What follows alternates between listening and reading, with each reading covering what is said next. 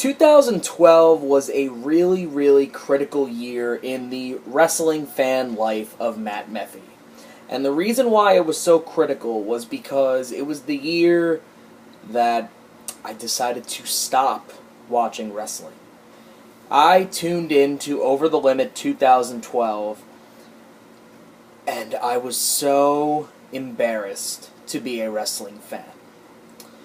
Combine that with the WWE's stupid decision to turn CM Punk heel, and you have an unhappy Meffy, and sadly, it led to me not watching wrestling anymore.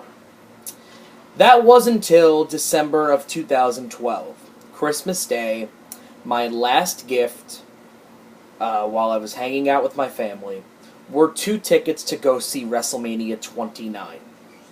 Now, WrestleMania 29 was in MetLife Stadium in East Rutherford, New Jersey, and I've never been to a WrestleMania before. So, obviously, when the opportunity arose, I had to start paying attention to pro wrestling again, kind of by force. And it was a smart decision, because for me, attending WrestleMania was definitely on my bucket list.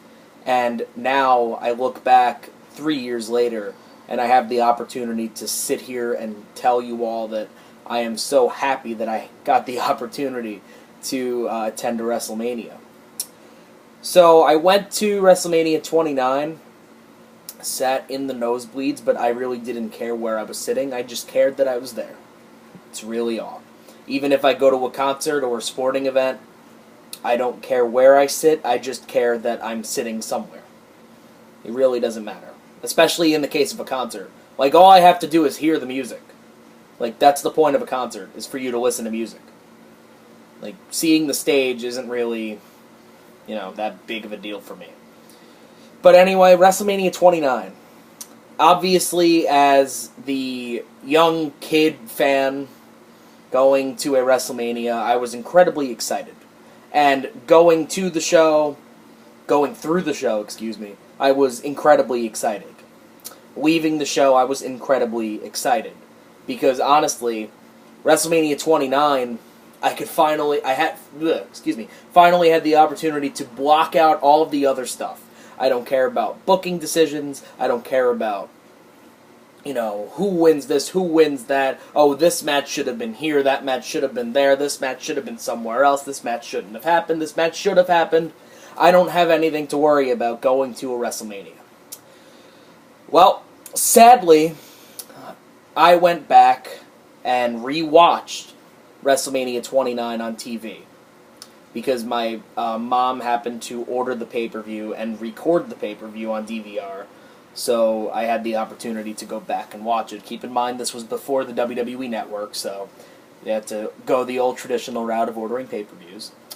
And sadly, felt like I wasn't at the same WrestleMania. I went to WrestleMania 29, and the crowd was so energetic and into it the entire night, and there were so many moments that I thought were great. And then I went back to watch WrestleMania 29, and it felt like a completely different show. And it's really sad, because if you look at the card, it was pretty stacked. You had Punk versus The Undertaker, you had Brock versus Triple H, you had Rock Cena 2, you had Mark Henry and Ryback. You had Jericho on the card. People like that. You had The Shield, you had Randy Orton on the card. The card itself was really stacked. But from a WrestleMania standpoint, this show did not feel like a WrestleMania, especially going back and watching it over again. WrestleMania 29 is definitely not the worst WrestleMania of all time, but it definitely is in the bottom 10. WrestleMania 29 had little creativity. It had little excitement, especially going back and watching it. A couple of matches that I really liked on this card, the first one was the opener. The Shield versus Randy Orton, Sheamus, and The Big Show in this 6-man tag match. It was not a 5-star technical masterpiece, but it was a match that needed to do one thing, and it did that. It put the Shield over as a group in a big-time spot at WrestleMania 29. So, we can't really complain about that. And the match itself was pretty solid. I'll give them that. It's pretty solid. The ending where Orton hit the RKO on the jumping Seth Rollins and then Reigns comes in with the spear. Dean Ambrose got the pin. Worked perfectly for me. Then we get to Mark Henry versus Ryback. And this match was extremely critical when it came to the career of Ryback. And the reason why I say that is because you had all of this stuff beforehand of Ryback losing pretty much every big match he was in. He lost to CM Punk for the world title, then he lost again the month later. He was the second to last eliminated, he was the last to be eliminated in the 2013 Rumble, and then at the Elimination Chamber he lost to the Shield in that tag team match. So this match was really, really critical because it started to look like the WWE was going to fail with Ryback, and ultimately that's what they did. Here, Ryback versus Mark Henry in a brutally boring match. And even from a live crowd standpoint, the crowd did not give a single fuck about this match. And the match itself was way too slow, way too boring. And the feud wasn't that good either. Listen, I understand that you want to make Ryback into the strong guy, into the big guy, quote-unquote. But the feud was kind of The match just flat-out sucked. And the finish was even worse. I understand they tried to do something to put Ryback over at the end, but if you really want to just put him over, why don't you have him win? Did Mark Henry really need the win? Just saying. Although as the fan of Mark Henry in me, I like that he got the win. I just wish it was against a different opponent. That's all. A match that had a lot of potential on this card was the next match between Daniel Bryan and Kane versus Dolph Ziggler and Big E. And it had a lot of potential, and it ultimately failed because it didn't get a lot of time on the card. And whatever time it did get worked. But imagine if this match went a solid 10, 12, and maybe even 15 minutes. This match could have been one of the best on the card, and unfortunately it just gets buried in the middle. Same with Chris Jericho and Fandango. The match was not that great of a match, and ultimately when you look back on it, Fandango beat Chris Jericho at a WrestleMania. Yeah. Yep, that happened. Then you get to maybe the worst match on the card. Maybe. The World Heavyweight Championship match between Alberto Del Rio and Jack Swagger. By no means was this a world title match at WrestleMania. This match was bad. Bad. Really, really bad. The crowd was bored. The match was slow. Del Rio got a cheap babyface pop. Swagger got a cheap heel pop, which ultimately shows you that no one cared. And you know that this isn't a WrestleMania world title match when the challenger for the world title didn't even get a full entrance. They came in from a video package, and Jack Swagger was already in the ring. And it's such a shame, because the feud worked. Del Rio, even though I'm not exactly sold on him as a babyface in any capacity, the feud worked. And Jack Swagger in that heel role with that heel manager worked. But there were so many elements of this match that just didn't. And I understand they did what Jack Swagger did a couple of weeks before when he got arrested for the DUI and the marijuana possession. I understand that. But if that was the case, if you were just going to stop this push, then why even do this match in the first place? Really, why? I can tell neither of them cared, because Jack knew what was going to happen, and yeah. You know, when the crowd is cheering, "We want Ziggler" the entire match, you know something is wrong. And this match was just wrong on so many different levels.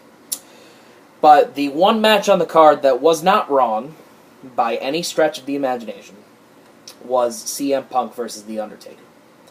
Now, every year when The Undertaker wrestles at WrestleMania, especially when the streak was on the line, I always pulled for the opponent to break the streak because I wanted to see it happen.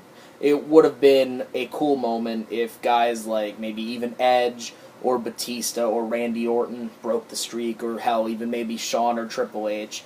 But I was pulling for CM Punk. CM Punk got probably the loudest ovation of the entire night, and the crowd was pretty much all CM Punk in this match, which I kind of felt bad for The Undertaker because it is The Undertaker, but, you know, people are still going to respect The Undertaker regardless. But the crowd was so into CM Punk, especially going back live. You know, you did the cool entrance with Living Color, and you did the cool entrance with The Undertaker with the hands rising out of the stage. I thought that was awesome. And this match was the best match of the night easily. Now, CM Punk did not win, but I really don't think it hurt him that much. I don't think anything could have hurt him more than his 434-day championship reign when he was built like a fucking mid-carder.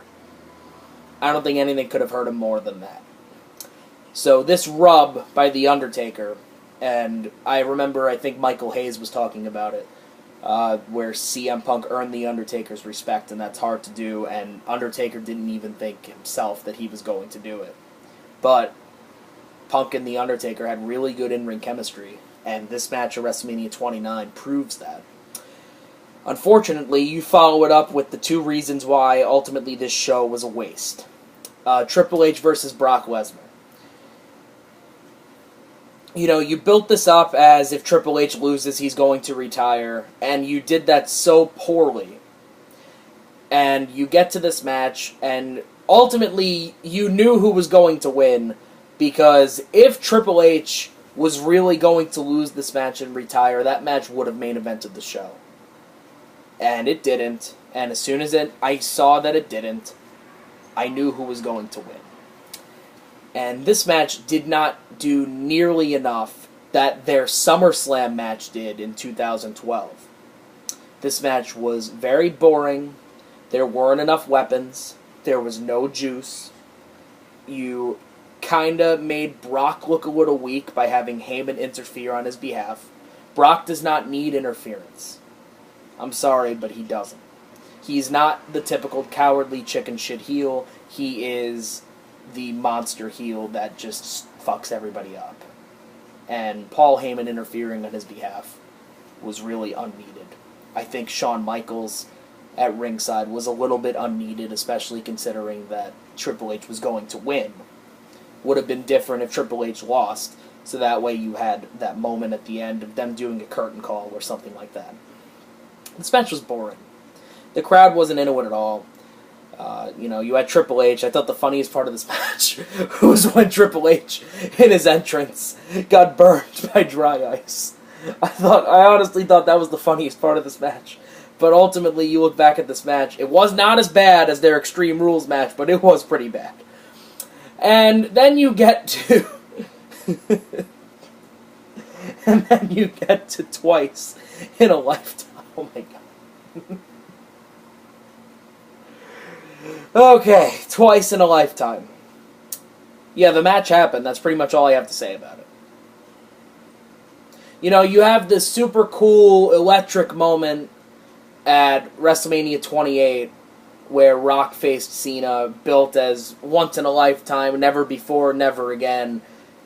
And then Rock wins the title at Royal Rumble, and I'm like, oh god, the WWE is that stupid. That's what I was thinking of myself. They really needed to do Rock versus Cena 2. And this was zero. This was nothing compared to their first match at WrestleMania 28. This was a very boring match. The crowd was not into it. Nobody was into it at all. I was rooting for Cena hard, because I just wanted The Rock to get the fuck out of the way. Like, honestly, even at WrestleMania 28, I just wanted The Rock to get the hell out of the way. That's all I wanted. And finally, I got my wish. This match was definitely not as good as their first match. It was not what I expected it to be. It's a match that shouldn't have happened, or if you were going to do it, you should have added Punk and made it a triple threat. I think I remember Punk saying that WrestleMania 29 of his title reign would have been day 500, and that would have worked perfectly. And even if you had, if you threw in Punk and made it a triple threat match and have him last like 5 minutes, I would have been fine with it. But this match shouldn't have happened. In my opinion, you should have built up Ryback really strong, really strong. Like, have him win everything he's in, and then have him face Undertaker. Then have the triple threat match between Punk, Rock, and Cena, and you could have kept Triple H and Brock. I wouldn't have cared about that. But I ultimately thought that's how WrestleMania 29 should have went. But WrestleMania 29 was not a good show, by any means. There was no creativity.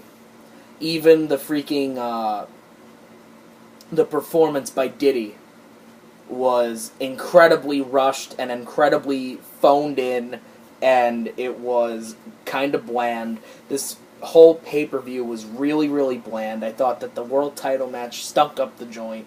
Brock and Triple H stunk up the joint. Rock and Cena stunk up the joint. Ryback and Mark Henry stunk up the joint. The six-man tag match was established to do one thing, and it did that. And then Punk versus The Undertaker was the match of the night. WrestleMania 29, as the young wrestling fan in me, I'm always going to love it because it was the WrestleMania that I got a chance to attend. And from the behind-the-scenes fan in me, I'm always going to hate it because of just how much the show sucked.